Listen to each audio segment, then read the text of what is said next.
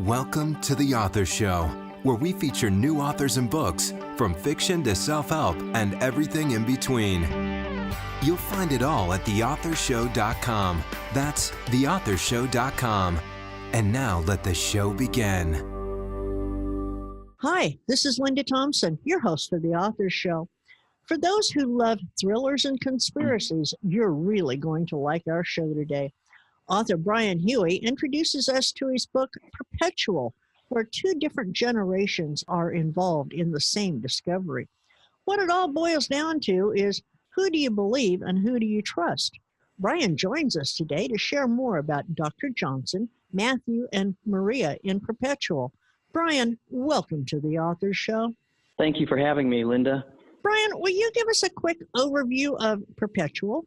Well, at this stage of the release, we're going to do something a little bit different than maybe what everyone is used to.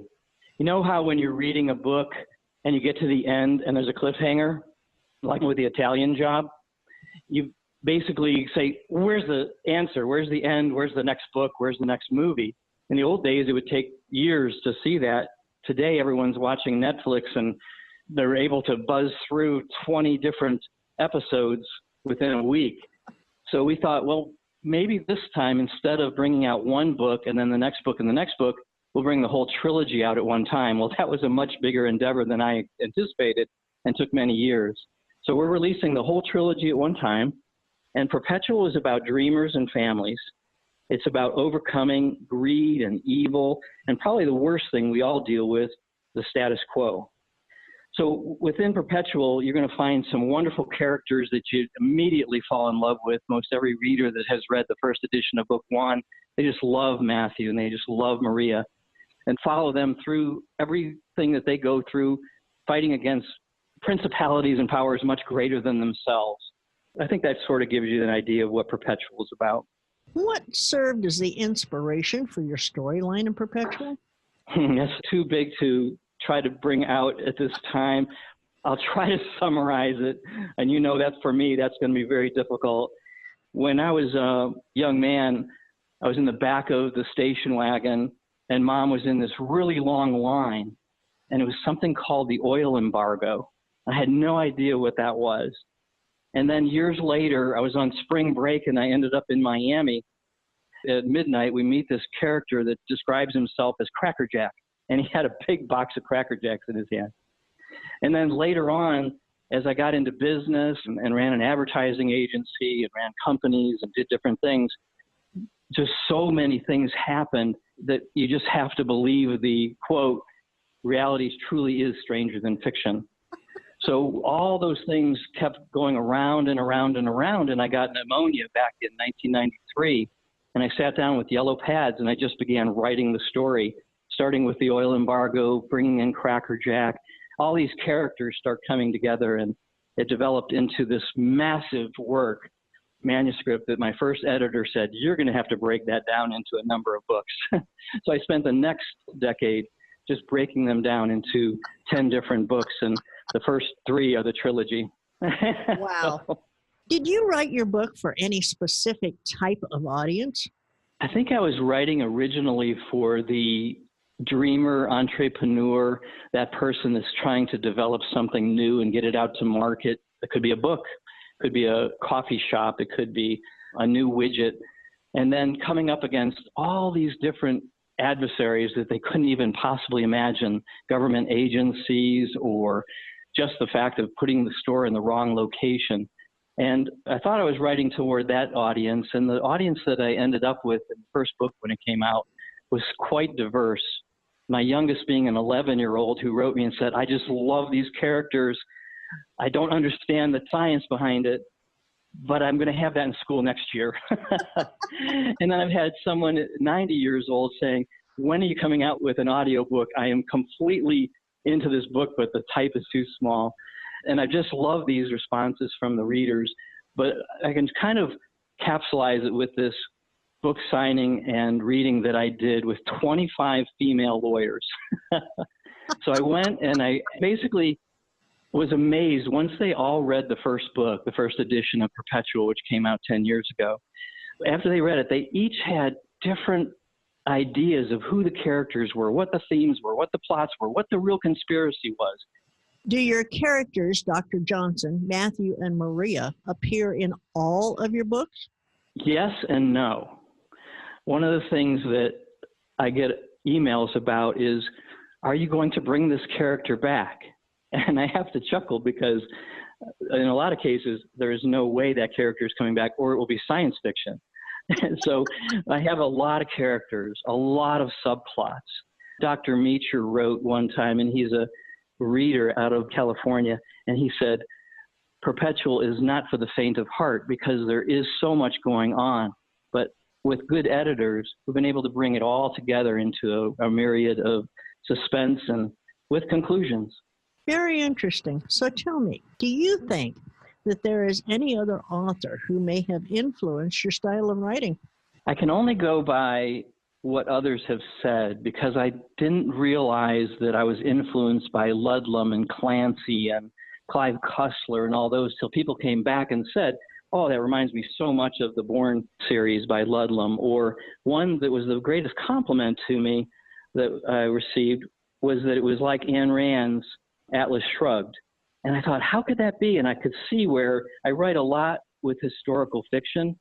And one of my readers wrote me and said, what I hate about your writing is, and he gave me 5 stars, but he said, what I hate about your writing is I can't tell what is real and what is not.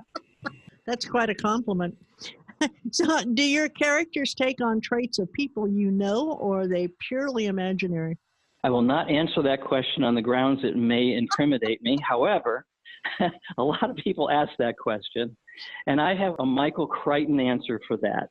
And Michael Crichton wrote after the book Prey, he said, everything in here is true except that which is not. Wow, that's a pretty deep thought there. So let's go back to your storyline. You write about the control of perpetual energy. Do you think this is something that is currently happening or something that could ever happen? I get a lot of letters from people in my email that they are into, they may have graduated MIT, they're into science, they're into different things like that. And it's not a science book by any means, but there is a lot of idea of science in there. And they send me an article. They say, I know a guy like that. And I know of somebody that did this. And others will write and say, how did you know this was going to happen? And I chuckle because I said, well, I wrote it a long time ago and I was able to edit it recently. So. Well, Brian, your book cover is really pretty scary to me. Who designed your cover and what were you thinking when you chose this graphic? Ben Hutchins is an amazing artist here in Charlotte, North Carolina. And he listened to the summaries of the books and he came up with a number of different ideas. And this one really hit me because it is the evidence board.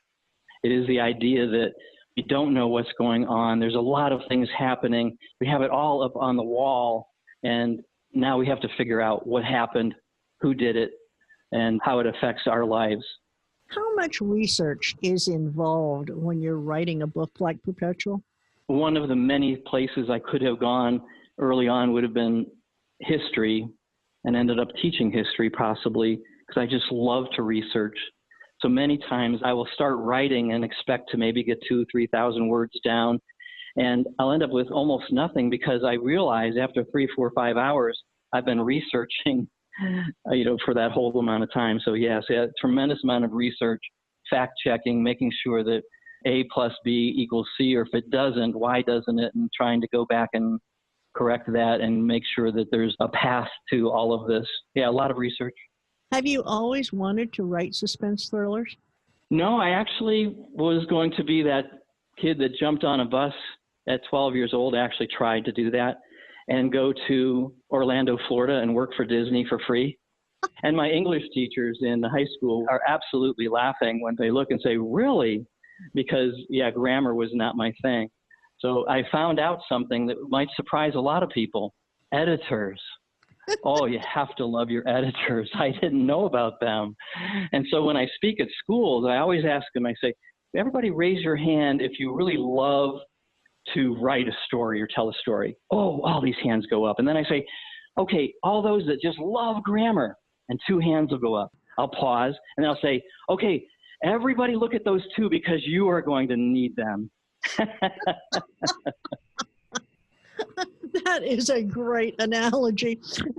Brian, is there a message in your book that you would really like your readers to remember? I think there is. I want them to get into book one so they can get to the end of book one, which was finished originally, the first edition, 10 years ago. And thousands of readers sent me the same message, truly. They sent me the message, they said, where is book two? That has just drove me insane for the last 10 years. So they can get to the end of book one and I can say, hey, book two is already out. They'll get to the end of book two and get on the cliff, say, where's book three? And they can get to book three. So how many books do you have planned? Well, there's 10 in the series, and the 10th might end up being the 6th because 4 and 5 are planned to come out next year. And then I think I'm going to take number 10 and bring it back to number 6, just in case I don't live long enough. I call it the Stieg Larsson syndrome. I'll have to explain that another time. Brian, I'm having way too much fun here. So will you please read for us a short excerpt from Perpetual?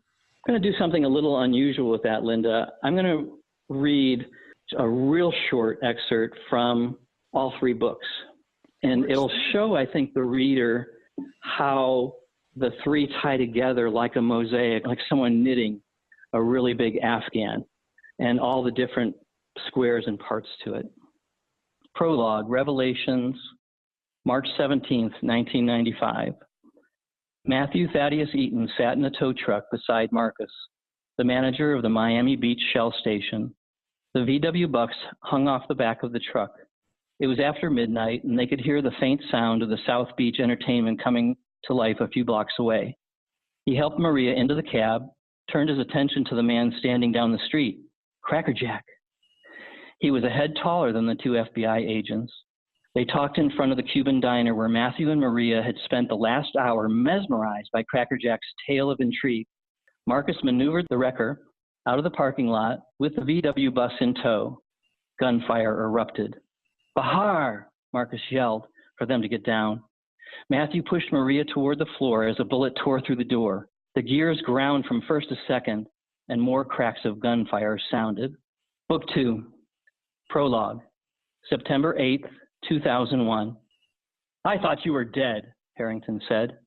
I was dead, Estebanez thought, and I liked it that way.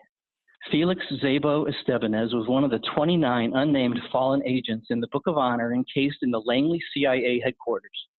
Estebanez studied the thick report in front of him and tapped his pen on the North Carolina mahogany slab, which dated back to the original Bureau of Investigation. He imagined Stanley Finch sitting at his head of this table with his inaugural team of agents. You know what they say, sir, Estebanez said. Estebanez's phone buzzed. He looked at the screen. The text was from Matthew, 711. Important, but not dead or dying. No, what do they say? Harrington said. The reports of my death have been greatly exaggerated. Book 3, Chapter 1. Overlooked. Ahmed cursed his brother. He wanted to go home to his late model car collection, race horses, and servants. He did not intend to hurt anyone. Matthew and Maria were likable. He envied them. Although he rarely smoked, he needed a break from his brother. He took a drag off the Marlboro, exhaled slowly. Behind him, the brilliant sky faded to orange and then to gray. Ahmed had been dissuaded by his brother. He prayed that his uncle would order them back to Vienna, but thus far, no such luck. He put the cigarette out on the railing, and thinking of Matthew, took it in with him to throw away. The metal door whined as it closed. A chapter later, Chapter 2, Jane Doe, September 10th, 2001. 6 miles north of Ahmed's apartment, near Mattapan and Dr. Ben Benkula's faculty townhome, a criminologist in training was attempting to unravel another mystery that befuddled crime scene investigators and technicians. At 720 Albany Street, surrounded by the Boston Medical Center and Boston University School of Medicine, in a boxy 1950s, 3-story red brick building, was one of the nation's busiest morgues, the Boston office of the chief medical examiner. In the basement, harsh words echoed in Maria's mind. It was like those two pipes clanging in the basement of her childhood home.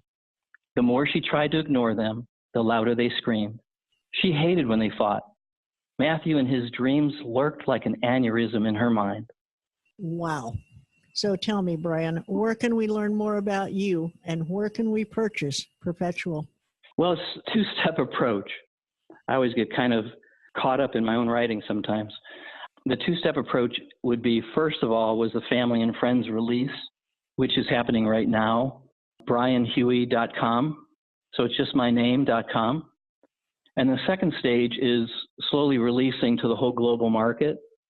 So by the end of the year, the books will be available wherever books are sold. Brian, I cannot tell you how much I've enjoyed talking with you today. Thank you so much for taking time to introduce us to your characters in Perpetual. You've certainly given us something to think about.